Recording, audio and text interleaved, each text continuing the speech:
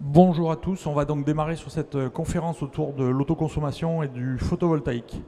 Donc organisée par Semater, cluster des énergies renouvelables en région Occitanie. Donc je suis Stéphane Bozzarelli, président de Semater.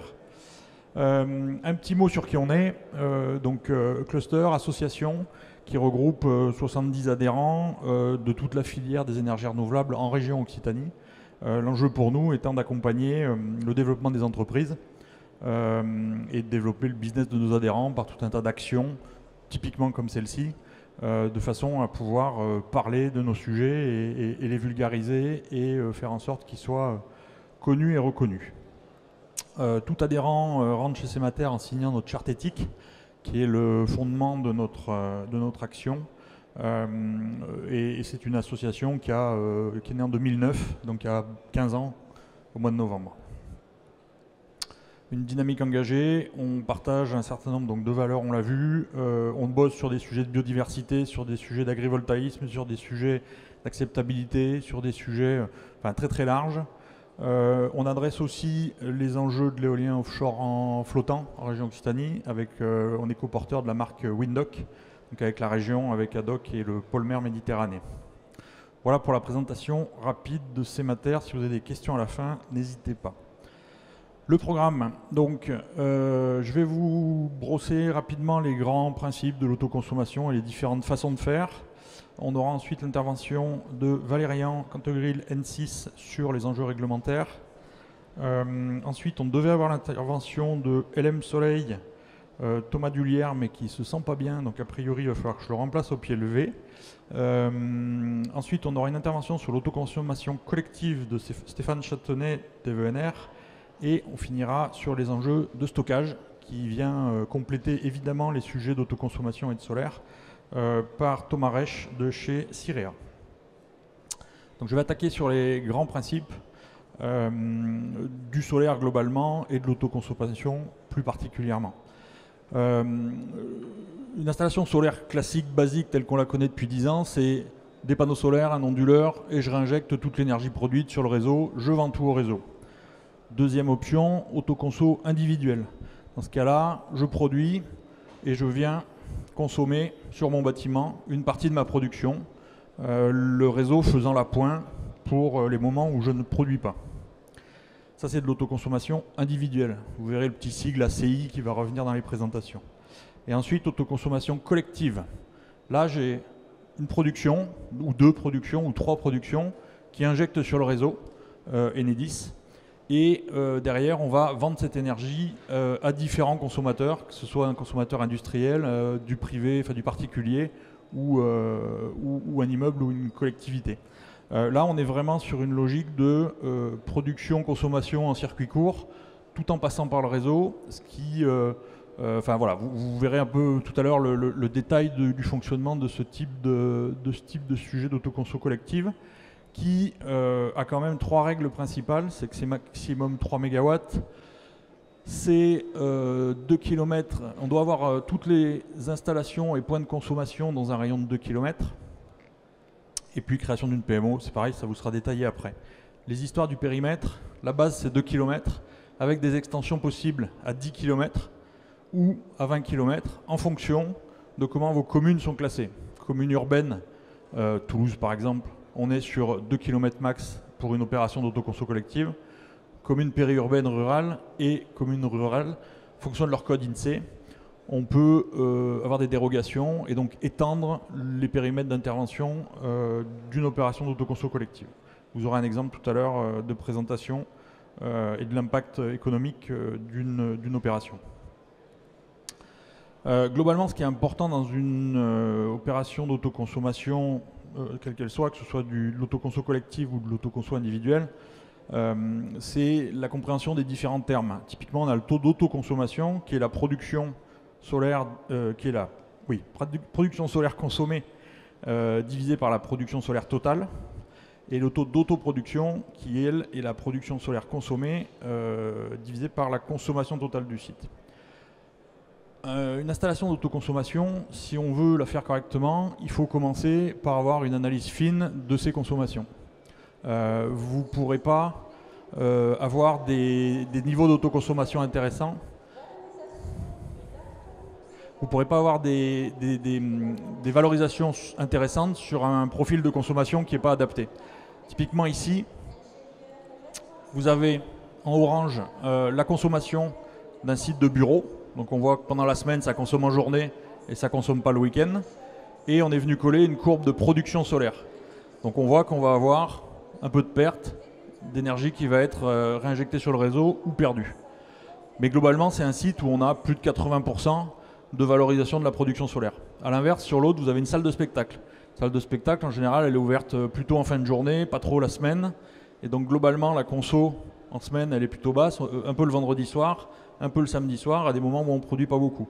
Et donc là, on a plutôt 80% de l'énergie solaire produite qui va être réinjectée sur le réseau. On va autoconsommer pas grand-chose. Donc le point de départ essentiel de toute opération d'autoconso, c'est étude de faisabilité, audit énergétique, sachant que là on parle de production, mais l'enjeu de base de tout ça, c'est d'abord de regarder ce qu'on peut économiser comme consommation. Le meilleur des kilowattheures, c'est celui qu'on ne va pas consommer. Donc commençons par regarder ce qu'on peut éviter de consommer, et ensuite voyons ce qu'on peut coller comme opération d'autoconso, de façon à optimiser les coûts et les charges d'un industriel ou autre. Différents modèles donc de l'autoconsommation en autoconsommation individuelle. Ça veut dire un producteur qui consomme chez lui directement. Soit vous êtes raccordé en direct, votre production va chez vous et éventuellement vous réinjectez un peu de surplus sur le réseau. Pas de pilotage, pas d'optimisation, rien de spécial. Vous pouvez optimiser en pilotant un certain nombre de vos consommations. Chez un particulier, un ballon d'eau chaude par exemple. Chez un industriel, décaler son chauffage, décaler sa clim, adapter le moment où il va consommer au moment où il va y avoir de la production. Et puis, on peut rajouter la brique stockage dont nous parlera Cyria tout à l'heure, qui va permettre d'optimiser encore le taux d'autoproduction global, donc c'est-à-dire l'énergie solaire qu'on va consommer sur le site. Et donc on valorisera au mieux l'installation. Deux modèles économiques possibles là-dessus, c'est soit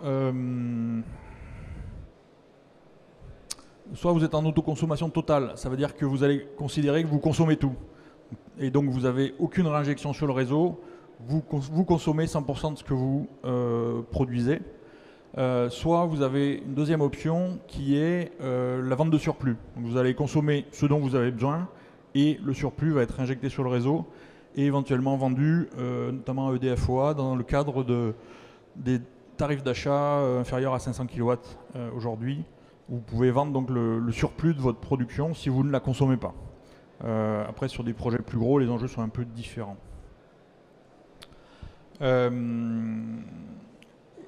Et comment on finance ça?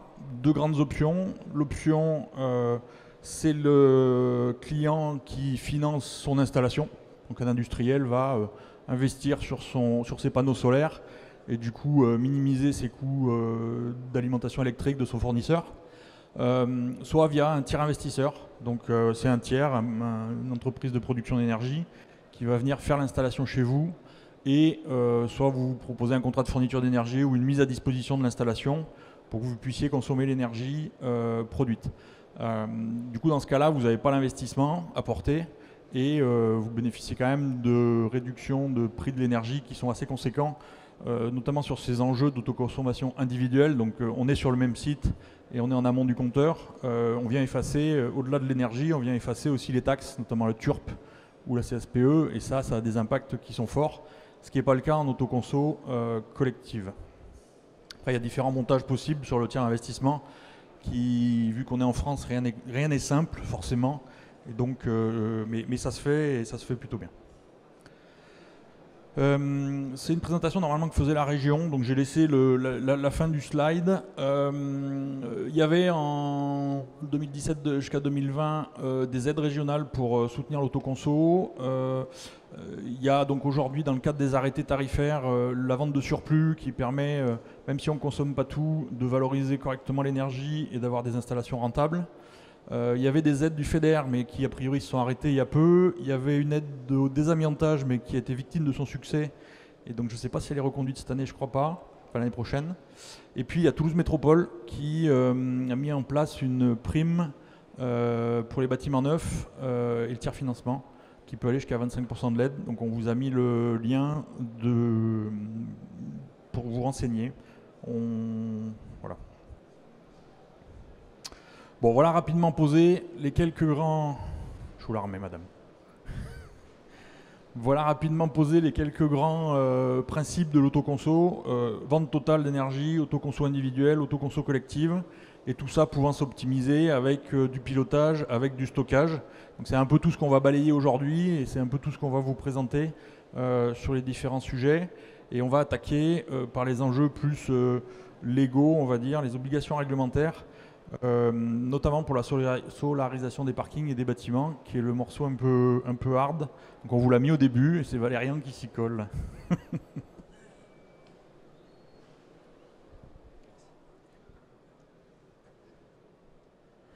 Bonjour, donc du coup au niveau du solaire photovoltaïque, il y a plein d'avantages, il y a plein d'intérêts, mais c'est aussi une obligation depuis quelques années, ça va l'être de plus en plus dans les années à venir. Et du coup là j'ai préparé quelques slides pour rappeler un petit peu le cadre réglementaire, quels bâtiments ou sites sont concernés et à quelle échéance, pour essayer un petit peu de cadrer ça. Donc tout d'abord sur l'aspect bâtiment. Donc là on est concerné par le code de la construction et de l'habitation. Je vous laisserai lire l'article si ça vous intéresse. L'idée c'est qu'on a une obligation de solarisation et ou de végétalisation, donc ça peut être l'un, l'autre ou les deux des bâtiments. Donc là il y a un tableau à droite qui est assez parlant qui indique à quelle échéance et quel type de bâtiments sont concernés. Donc on voit que ça a commencé pour les bâtiments neufs, du coup la partie du haut, depuis 2019 pour les bâtiments de plus de 1000 m² mais spécifiques à certains types de bâtiments. Aujourd'hui, en 2020, demain, on va dire à partir de janvier 2025, tous les bâtiments neufs de plus de 500 m² seront concernés par cette obligation de solarisation. Et ce qui va changer, c'est le taux de couverture qui était de 30% et qui va passer petit à petit à 40 et 50% à partir du coup de 500 m². D'emprise au sol, on verra après ce que ça veut dire. Et du coup, les bâtiments existants aujourd'hui, donc c'est des décrets qui sont à apparaître, donc on n'a pas, tout n'est pas bien cadré. Mais à partir de janvier 2028, l'obligation va s'étendre à ces bâtiments-là, à des conditions à définir. Mais du coup, il faut avoir en tête que les bâtiments neufs d'aujourd'hui seront les bâtiments existants de demain. Donc il y a plutôt intérêt à anticiper dès à présent et aller plutôt vers le meilleur taux de couverture pour ne pas être derrière obligé de refaire des choses demain. Il y a quand même des dérogations dans certains cas de projets assez spécifiques, notamment donc il y a des contraintes patrimoniales et que notamment l'architecte des bâtiments de France s'oppose à l'installation de panneaux solaires sur le toit du bâtiment. On peut aussi justifier de contraintes techniques. Donc s'il y a si le fait de mettre des panneaux solaires implique des rénovations lourdes ou si des équipements techniques sur le toit prennent trop de place et empêchent l'atteinte de l'objectif de solarisation. Par contre, on a quand même l'obligation de s'en rapprocher au maximum. Donc sur un bâtiment, par exemple, de 500 m², si on prend en 2027, ou même ici, un peu plus tôt, où il y a 30% à couvrir, on peut retirer, du coup, par exemple, sur un bâtiment industriel où il va y avoir des évacuations, des tuyauteries, etc., on peut retrancher, du coup, de la surface à couvrir cette partie-là. Donc on peut descendre à 10-20% en fonction des sites. Des contraintes de sécurité également, sous réserve d'avis de commission de sécurité de l'autorité compétente. Donc si on justifie que d'un point de vue de sécuritaire, l'implantation de panneaux solaires engendre des risques, on peut éviter ça. Et le dernier critère, c'est des conditions économiquement inacceptables qui doivent être justifiées par une étude technico-économique et des devis d'installateurs récents pour expliquer qu'en fait le fait de rajouter alors c'est détaillé dans le décret, c'est assez complexe, mais en gros si on justifie que l'installation est pas rentable et génère des dépenses plus importantes que les revenus de l'énergie photovoltaïque sur les 20 années à venir, on peut éviter l'obligation ou alors partir sur des puissances plus petites, ce qui peut avoir du sens par rapport à ce que disait Stéphane tout à l'heure, parce qu'il y a certaines puissances pour lesquelles on a des aides, notamment avec le S21. À partir de 500 kg, on les a plus et du coup, ça peut rendre des projets assez compliqués si on dépasse ces seuils. C'était de l'autre côté. Juste sur les définitions, pour l'emprise au sol, du coup, on parle de la surface projetée verticalement par les nouvelles constructions. Donc s'il y a des étages, on regarde juste l'emprise au sol. Si on a un usage du bâtiment qui est mixte par rapport aux critères de tout à l'heure, le bâtiment est concerné si au moins la moitié de sa surface de plancher est affectée à un ou plusieurs des usages concernés. Les travaux de rénovation lourde, c'est défini comme des travaux qui ont pour objet ou qui rendent nécessaire le renforcement ou le remplacement d'éléments structuraux concourant à la stabilité ou à la solidité du bâtiment. Donc ça, c'est plutôt pour l'existant dans quelques années, puisque sur du neuf, normalement, on dimensionne dès le début pour prévoir le photovoltaïque. Et ensuite, les parkings couverts sont concernés, et ça concerne du coup les bâtiments qui sont dans ou sur un bâtiment. Voilà. Et du coup, donc, je l'ai remis là pour les bâtiments existants, donc c'est à partir de janvier 2028. Mais du coup, il y a des décrets qui doivent paraître, qui viendront préciser un petit peu tout ça. Donc on verra ce que ça donne. Sur la partie parc de stationnement, il y a 2 textes différents qui régissent ça. Le code de l'urbanisme pour les parcs neufs ou faisant l'objet de rénovation lourde, et la loi APER pour les parcs existants. Et du coup, dans les 2 cas, on a une obligation d'ombrage d'au moins 50% de la surface du parking. On verra après ce que ça représente. Et donc là, on est sur de la solarisation ou de la végétalisation, donc pas les 2. Donc ça va être vraiment l'un ou l'autre. Comme tout à l'heure, il y a un graphique qui est assez parlant qui donne du coup les échéances concernées. On voit du coup là en janvier 2025, on est déjà sur le neuf à partir de 500 mètres carrés. On est concerné pour la plupart des parkings. Et pour l'existant, à partir de juillet 2026, dès 10 000 m² et 1500 m² pour 2028, on va avoir l'obligation aussi d'installer du coup des ombrières photovoltaïques sur les parkings, avec des dérogations comme tout à l'heure, les contraintes patrimoniales, secteur protégé et du coup avis voilà, défavorable, qui est d'ailleurs pas justifié dans ce cas-là, des contraintes techniques qui justifient l'impossibilité de faire un projet qui peuvent être des contraintes de géologie, pas possibilité de mettre des fondations d'ombrières parce que le sol n'est pas assez stable, ou contraintes de topographie, trop de pente ou de risque. Des conditions économiquement inacceptables, comme on l'a vu tout à l'heure avec une étude technico-économique à fournir qui explique pourquoi ce projet-là ne peut pas se faire.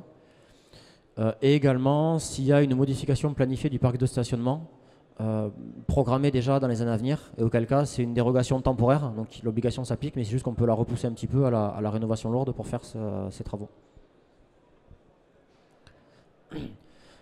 Pour la définition de la superficie des parkings, pour les fameux 50%, il faut regarder du coup les zones d'aménagement. Enfin, en fait, c'est toutes les zones qui servent vraiment aux véhicules sur le parking depuis l'entrée de la parcelle. Donc les aménagements et les zones de péage qui permettent d'accéder au parking, les voies et cheminements de circulation, les places de stationnement. Et on exclut uniquement tout ce qui est espace vert, espace de repos, zone de stockage et espace logistique. Espace vert parce que c'est bien de garder de la verdure, et tout ce qui est zone de repos, stockage, etc. parce que ça peut nécessiter des manœuvres qui rendent plus complexes, qui sont plus compliquées avec l'installation d'ombrières.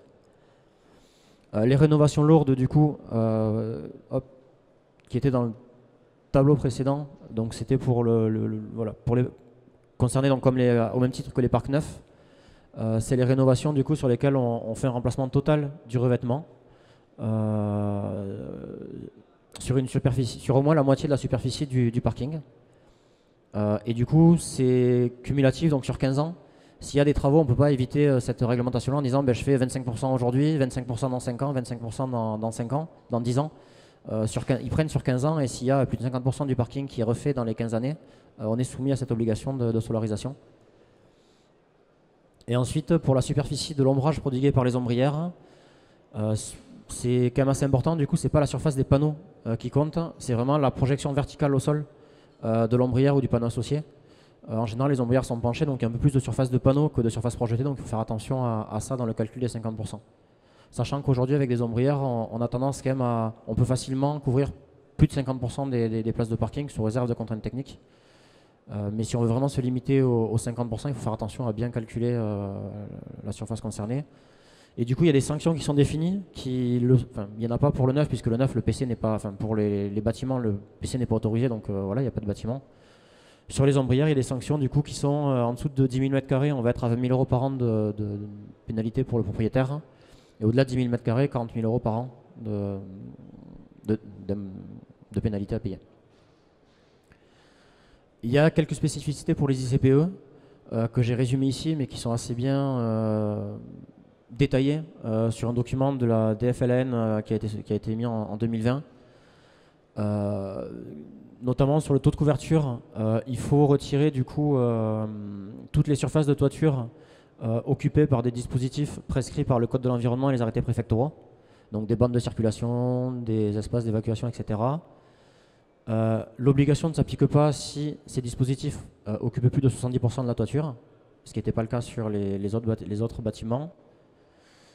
Et ensuite, les ombrières créées et séparées des bâtiments par un espace à ciel ouvert de plus de 10 mètres sont prises en compte dans les 30% de taux de couverture, donc il faut aussi mettre des panneaux dessus. Et donc il y a des dérogations pour certaines rubriques du Code de l'environnement, parce que certaines rubriques ICPE, parce qu'on considère que ça nécessite un risque, ça génère un risque assez important d'incendie, d'explosion, etc., et que le photovoltaïque n'est pas compatible.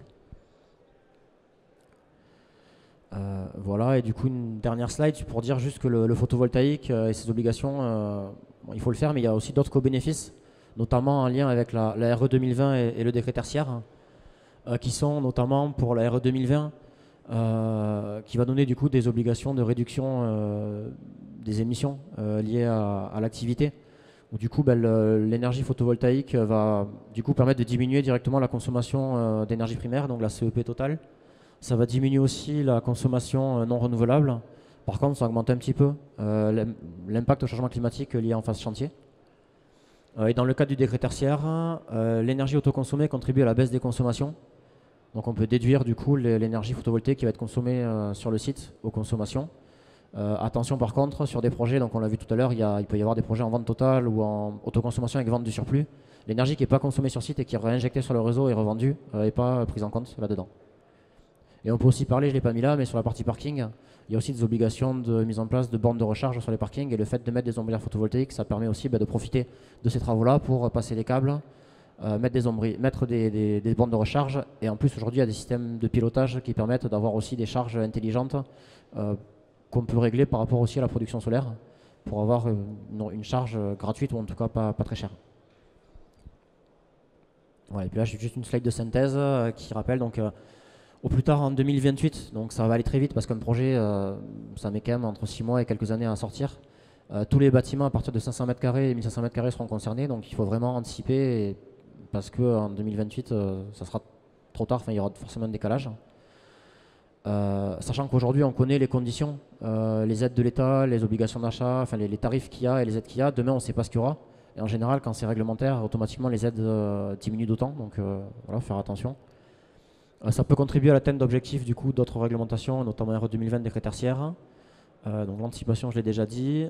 Pour de l'autoconsommation, ça permet aussi de sécuriser une partie de l'approvisionnement. On l'a vu avec ce qui s'est passé il n'y a pas longtemps. Là, les tarifs ont rebaissé, donc il y a beaucoup d'industriels qui mettent ce sujet-là à demain. Mais en fait, on ne sait pas ce qui va se passer demain, et demain, ça peut augmenter. Donc au moins avec ça, l'installation elle est là pour 30 ans. Pour 30 ans, on sait qu'on va produire de l'énergie à ce prix-là. Donc c'est quand même sécurisant.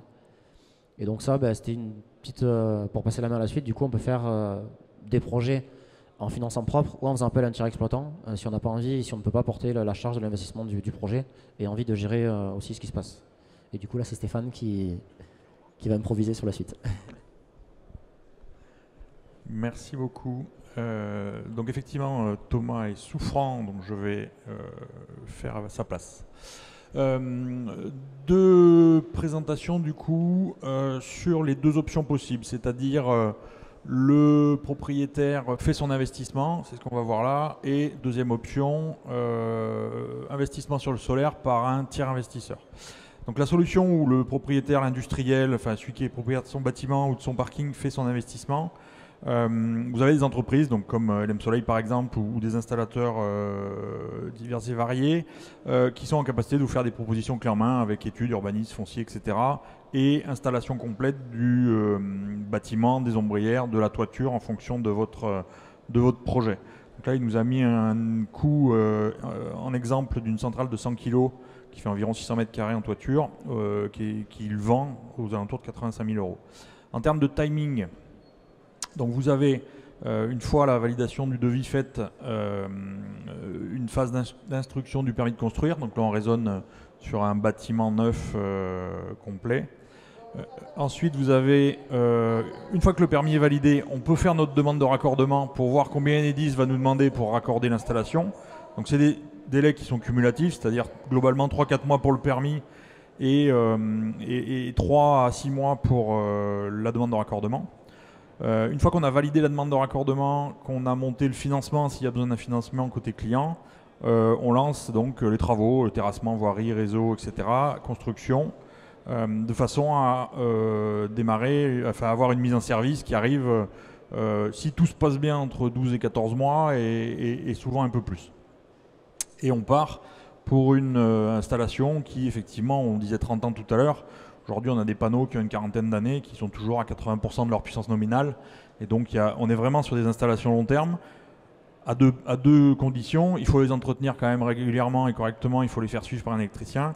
Et il faut prévoir des changements des onduleurs. C'est de l'électronique de puissance. Donc, assez logiquement, c'est des systèmes qui vont être à remplacer entre 5 et 10 ans en fonction des matériels.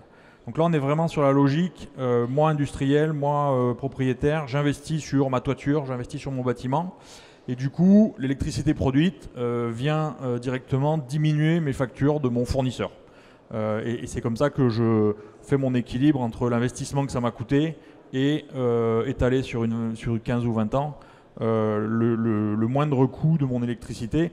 Et c'est vrai que Valérian le disait, l'enjeu c'est que vous avez une lisibilité complète sur le prix de votre kilowattheure. Sur ce volume-là en tout cas, vous savez exactement ce que ça vous coûte sur les 20 ans. Donc première solution, vous faites votre investissement. Deuxième solution, on bosse avec un tiers investisseur. On est sur une démarche très similaire, sauf que ce n'est pas vous qui allez porter l'investissement, mais c'est le tiers investisseur. Ça peut venir sur du parking, ça peut venir sur des toitures de bâtiments existants, de bâtiments neufs, ou même un petit projet au sol à côté de votre usine, de façon à pouvoir optimiser l'énergie, la production d'énergie localement que vous allez consommer sur votre site. Le point de départ de tout ça, encore une fois, c'est votre étude, l'étude fine de vos consommations. Idéalement, on prend vos consos toutes les 10 minutes sur un an et puis on vient coller les courbes de production attendues de solaire, de façon à avoir une optimisation de la production solaire. Et là, dans ce cadre de projet avec tiers investisseur, vous ne faites pas d'investissement, ça vous coûte 0. Et le tiers investisseur donc, met en place l'installation, vous la loue, entre guillemets, vous la met à disposition et vous payez un loyer tous les ans pour mise à disposition de l'énergie produite. En termes de timing, alors ça va dépendre du type d'installation, mais on est à peu près globalement sur 18 mois, que ce soit du parking ou de la toiture ou du bâtiment neuf.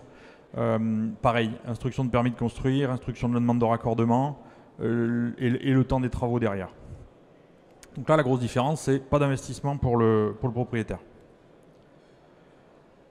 Et là, il nous avait détaillé ce qui est pris en charge, ce qui ne l'est pas. En gros, dans un bâtiment neuf, un hangar agricole ou un hangar technique pour une collectivité ou un industriel, en général, n'est pas inclus dans la prestation du tiers investisseur le bardage du bâtiment et puis porte, gouttière, choses comme ça. Et dans la prestation est inclus l'ensemble des démarches administratives, évidemment, les enjeux de géomètre et de découpage cadastral de la parcelle, le coût du raccordement, le terrassement, les tranchées, l'étude de sol, les fondas, le bâtiment et évidemment la centrale, avec son raccordement. Donc deux façons de faire très différentes. Une première façon où vous faites l'investissement et vous payez sur les économies générées pendant 20 ans.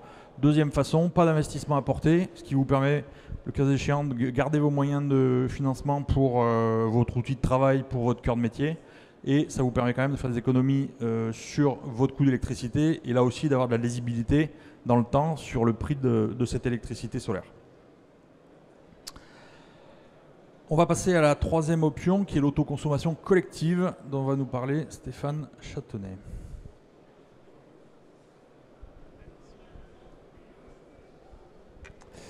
Et bonjour à tous. Alors, on a déjà abordé le sujet tout à l'heure. Donc, l'autoconsommation collective, c'est un partage d'électricité entre des producteurs et des consommateurs. Donc, le cadre que je vais aborder aujourd'hui, c'est un projet d'autoconsommation collective en tiers investissement, C'est-à-dire que c'est nous, Devener, qui avons porté le développement des installations et c'est nous qui les exploitons. Et donc, on va venir diriger de l'électricité vers des consommateurs. Dans l'exemple que je vais vous montrer, c'est une collectivité. Hop là. Donc, on a déjà abordé le sujet tout à l'heure. Le périmètre de base des 2 km est aujourd'hui évolutif. Avec des fonctions de densité en fonction de, en gros, plus la commune est petite, donc moins on va avoir de consommateurs localement, plus on va pouvoir aller chercher loin les consommateurs avec un maximum de 20 km.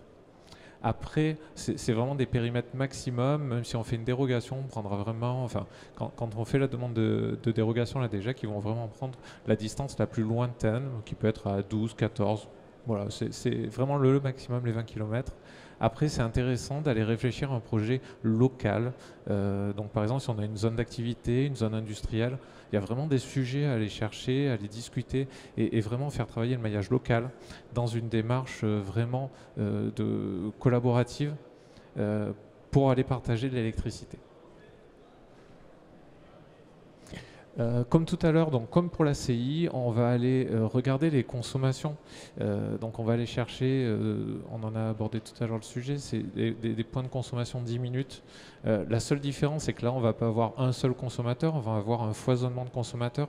Donc on va venir agréger chaque consommation et regarder le ratio entre notre production solaire d'un côté et les consommations des gens qui vont venir adhérer.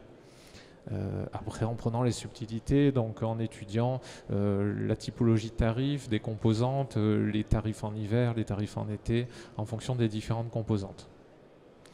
Pour en revenir à l'opération qu'on a présentée ici, donc c'est à Murviel-les-Béziers, côté de Béziers, et on est venu, donc je vous reparle quand même des critères, donc la puissance maximale d'une opération aujourd'hui, c'est 3 mégas.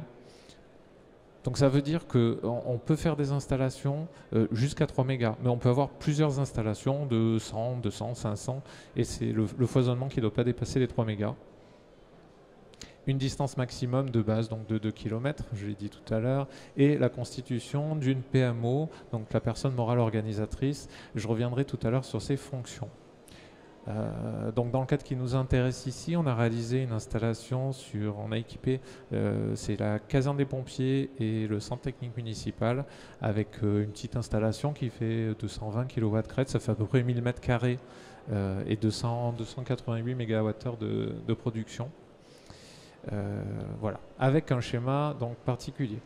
Aujourd'hui, quand vous avez un contrat d'électricité, quel que soit le fournisseur, vous avez une relation basique. Si vous envoie des factures, vous les payez, c'est assez simple. Dans le cadre d'une opération d'autoconsommation collective, vous allez avoir, alors en tiers invest, vous allez avoir un producteur solaire, donc typiquement d'AVNR, qui va venir vous vendre de l'électricité. Donc nous, on a une spécificité, c'est qu'on vous vend de l'électricité, mais au moment où on la produit.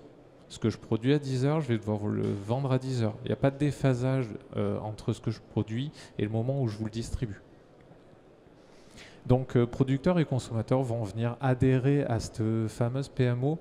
Nous, pour simplification, on a créé une association qui va regrouper donc l'ensemble des producteurs et consommateurs au sein de la même opération. Parce que c'est simple de faire adhérer des consommateurs et des producteurs dans une association, c'est un processus relativement simple. Alors pourquoi avoir besoin d'une PMO? Ça c'est l'État qui nous y oblige. L'idée c'est que derrière, pour faire la relation, la convention d'autoconsommation avec le gestionnaire de réseau, ils ne voulaient pas avoir 25 interlocuteurs.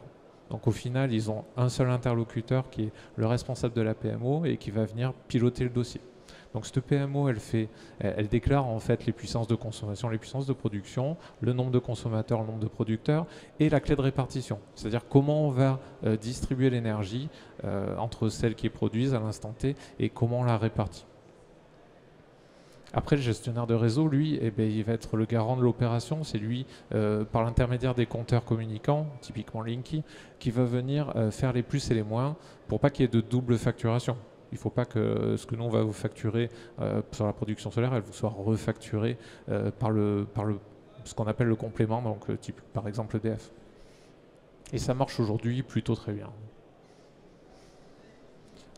Donc l'évolution, bien sûr, il y en a une sur la facture du client. Donc avant d'intégrer l'opération, on va avoir une facture actuelle de X.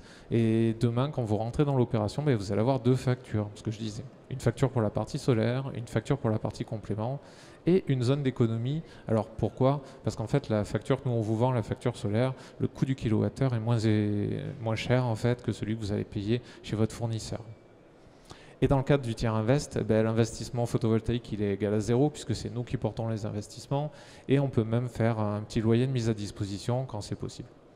Donc c'est vraiment une solution gagnante. Vous faites des économies d'électricité, vous investissez pas dans une solution de production et en plus on peut vous verser un petit loyer à côté. Donc pour en revenir à cette installation, on est venu alimenter la mairie, le groupe scolaire, une salle multi-activité, une MJC, ce qui a représenté une consommation globale de 207 MWh.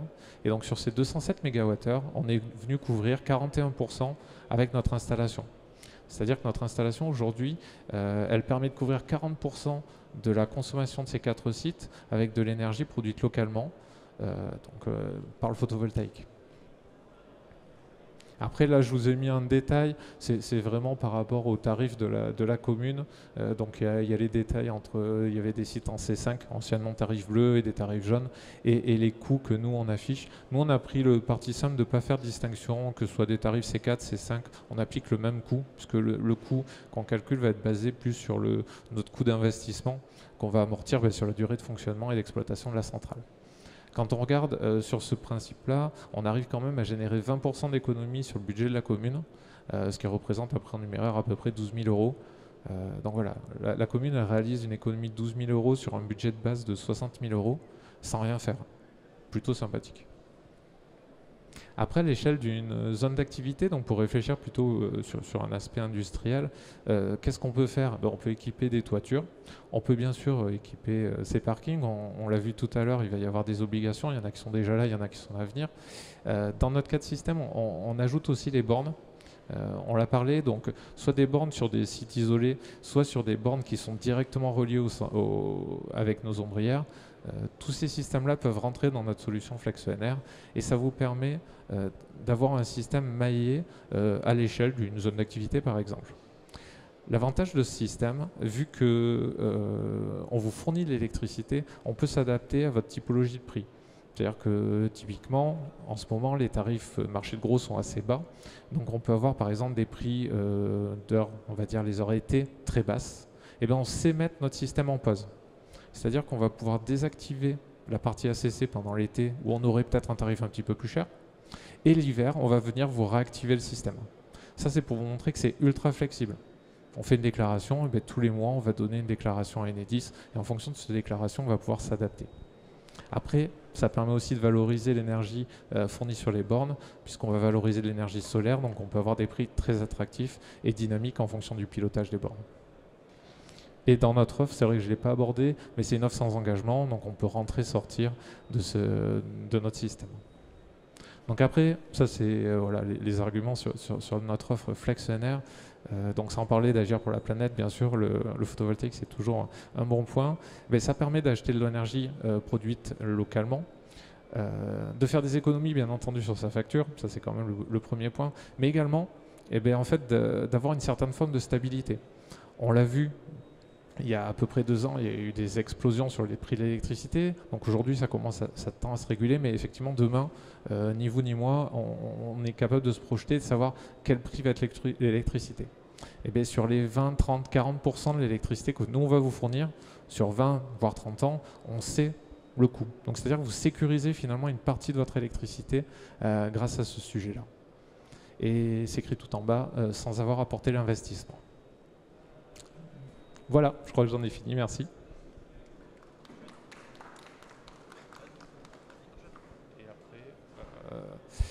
Et je vais laisser la place à Thomas Recht pour les solutions de stockage.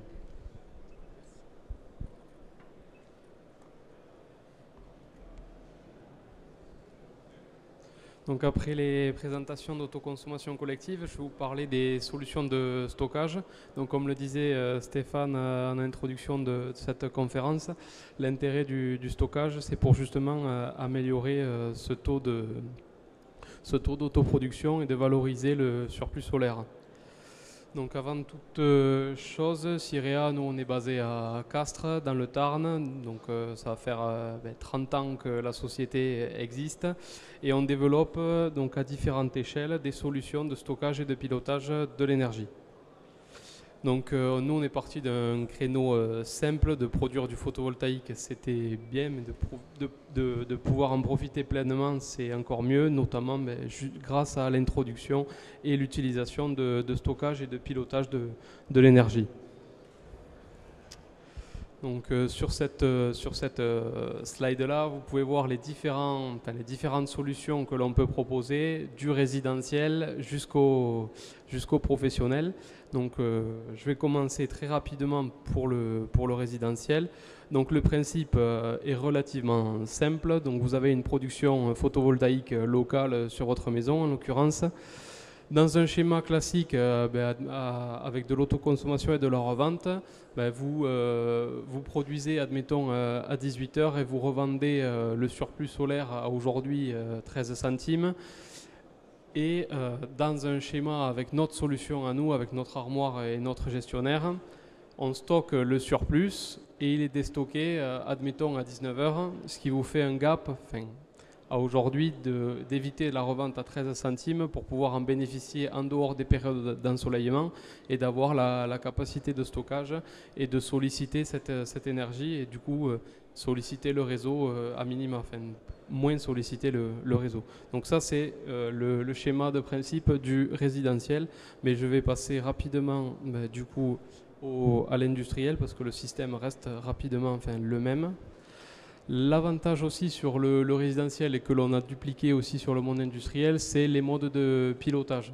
Donc en tant que particulier, vous pouvez avoir un abonnement tempo EDF. L'avantage avec notre solution, c'est que si vous disposez d'un contrat tempo, la batterie peut se charger automatiquement en heure creuse la veille des jours critiques. Et comme ça, les jours dits critiques, rouges, vous évitez de solliciter de l'énergie au réseau. On peut aussi définir des modes de plage horaires. Donc vous pouvez définir des plages permettant de charger ou décharger les batteries, donc ce qui peut être un gain assez intéressant, notamment si vous avez une tarification heure pleine, heure creuse. Donc je passe, on va dire, au stockage professionnel. Donc bon, le concept et la solution restent la même, sauf que bon là, bien évidemment, en capacité de stockage, on arrive à des capacités de stockage plus importantes et surtout pour un usage, en l'occurrence industriel. Donc c'est des armoires dites industrielles avec des arrêts d'urgence et toutes les exigences nécessaires pour l'intégrer dans le monde industriel. Donc sur ce schéma de principe, c'est la même chose. Donc vous avez une production photovoltaïque intégrée au bâti ou en ombrière. Vous avez notre armoire AEH, donc armoire pour armoire électrique hybride, qui peut renvoyer le surplus d'énergie dans les bâtiments, donc dans l'autoconsommation du bâtiment, le surplus de production qui peut gérer les batteries et derrière faire aussi du pilotage d'équipements comme par exemple en l'occurrence des bornes de recharge. L'avantage aussi sur nos solutions, c'est qu'aujourd'hui on propose des solutions sur batteries recyclées. Donc ça c'est quand même un avantage aussi, tant on va dire sur l'aspect environnemental que aussi performance. Ce sont des batteries recyclées d'origine automobile que l'on intègre directement dans nos solutions de stockage. Voilà. Et un autre élément important aussi, c'est toute la partie supervision. Ça, c'est quelque chose qui est conçu et aussi développé chez nous en interne, tout le développement et toute la partie monitoring relative à nos installations.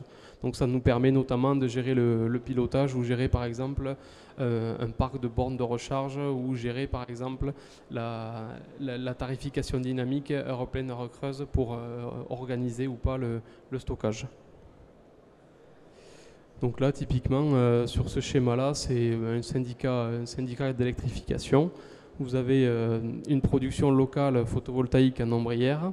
Et dans le bâtiment, on a fait une armoire avec du stockage d'énergie pour gérer le surplus, et on peut derrière aussi piloter la recharge de véhicules électriques. Donc c'est-à-dire piloter, utiliser à bon escient et recharger à bon escient la partie pour mieux valoriser ce solaire. Donc la partie supervision, c'est ce que je disais tout à l'heure. Donc c'est une application propre sur le cloud développée par Cirea. Donc vous pouvez voir en temps réel les courbes de production, de consommation, d'état de charge du réseau. Vous avez aussi les notifications en cas de problème. Donc ça c'est aussi important pour l'installateur ou pour nous-mêmes en cas de pour faire de la maintenance à distance. Et après on peut aussi avoir des vues synoptiques du site et d'avoir une vue éclatée sur différents postes de consommation. Donc pour les sites industriels, ça peut être aussi intéressant pour monitorer telle chaîne de production ou tel site de production. Le système reste aussi le même sur les systèmes de pilotage et donc entre autres pour les bâtiments par exemple tertiaires, on peut aussi faire de la gestion par exemple de climatisation.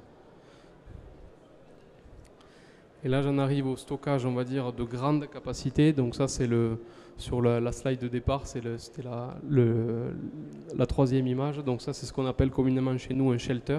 Donc c'est des solutions de stockage en grande capacité. Donc en standard, pour vous donner une ordre d'idée, on peut monter jusqu'à 1 MWh de stockage. Donc le système reste le même, seulement c'est quelque chose déjà premièrement qui se met en extérieur. Donc c'est quelque chose qui est isolé, coupe-feu et forcément étanche, que l'on met en extérieur. Et on fait le lien toujours pareil entre la production solaire, les équipements, les consommations du site, le pilotage de différentes bornes, le stockage aussi sur batterie recyclée, et on peut aussi revendre après le surplus au réseau. Donc là par exemple, pour vous donner un ordre d'idée d'un shelter que l'on a réalisé avec d'autres entreprises, donc c'est quelque chose qui a été mis en extérieur. Donc là vous avez les vues de côté. Donc j'insiste aussi sur le fait que c'est vraiment une conception, une fabrication faite par, en l'occurrence, tout est fait chez nous, par Cirea. Donc vous avez un shelter qui est vraiment divisé en deux.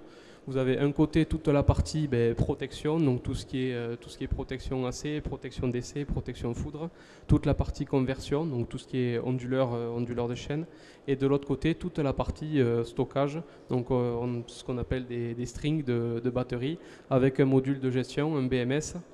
Et là on ne le voit pas, on le voit pas, vous le voyez, mais c'est toute la partie pompe à chaleur, tout ce qui est système de refroidissement pour le maintien en température des batteries. Donc tout ça c'est vraiment conçu, assemblé et fait chez nous. Donc après là en l'occurrence c'était pour un appel à projet, donc après il y a eu une personnalisation, mais voilà. Et là pour vous donner un ordre d'idée, sur ce shelter là on était sur 200 kWh de stockage. Toujours dans la même dynamique, on gère aussi une supervision en local des solutions de stockage, et on peut aussi personnaliser la plateforme pour justement avoir des courbes, par exemple définir un calendrier des états de charge. Si admettons il y a une charge à tel moment où c'est récurrent, ça permet de personnaliser pour l'exploitant sa centrale solaire et son outil de stockage. Bon, sur cette slide-là, c'est un retour d'expérience de différents projets que l'on a fait. Pour vous donner un ordre d'idée, sur un site industriel, en l'occurrence sur Castres, on a fait un projet de 300 kW crête avec une solution de stockage de 400 kWh de stockage, et ce qui permet à l'industriel en question vraiment de lisser ses consommations au réseau, et par conséquent d'avoir une facture vraiment faible sur l'électricité. Pour vous donner un ordre d'idée, là sur les 3 mois écoulés, sur la partie électricité, il est passé de 30 000 euros d'électricité mensuelle à 2 000 euros, grâce justement à l'utilisation de batteries et de stockage. Là, par exemple, en l'occurrence, c'est un projet sur une collectivité en périphérie d'Albi, où c'est un projet d'autoconsommation photovoltaïque avec valorisation et ajout du stockage pour justement, par exemple, le soir, quand il y a des entraînements ou des choses comme ça, on est en dehors des périodes d'ensoleillement. Donc pour le chauffage des vestiaires, pour l'eau chaude, pour l'eau chaude sanitaire, etc., on valorise le stockage. Et là, après, le CIEDA, en l'occurrence, c'est un syndicat d'électrification dans l'Aveyron. Les sujets stratégiques, donc je reviens sur le point que je disais tout à l'heure, donc l'utilisation et l'intégration de batteries recyclées. Aujourd'hui, la majorité des solutions de stockage, c'est souvent du LFP 9, donc bon, tant sur le point de vue, on va dire, RSE que performance, on a vraiment à cœur de travailler avec des batteries recyclées d'origine automobile. La deuxième des choses aussi, c'est notre souveraineté. Donc, comme je disais tout à l'heure, toute la conception, la fabrication et l'intégration est faite chez nous. Et on a le label Origine France Garantie sur l'armoire, enfin sur la gamme des armoires résidentielles. Donc, pour votre information, très rapidement, le label OFG, c'est un label défini par l'AFNOR, c'est un organisme de qualité qui définit que plus de 50% de la valeur ajoutée de la fabrication est faite en France. Voilà. Et après, bon, le côté aussi pédagogie, c'est aussi de travailler conjointement avec des installateurs pour justement que eux fassent, on va dire, toute la partie solaire et que nous, derrière, après, on leur fournisse notre solution de stockage. Et de gagner aussi après nous en productivité et d'en vendre le maximum. Donc bon, voilà, là c'est les différents partenariats et les partenariats institutionnels et pédagogiques auxquels on est membre, dont le cluster Cemater que je remercie aussi pour cette tribune aujourd'hui. Merci pour votre attention et je repasse la main à Stéphane. Et on en a fini des présentations. Est-ce que vous avez des questions? Oui.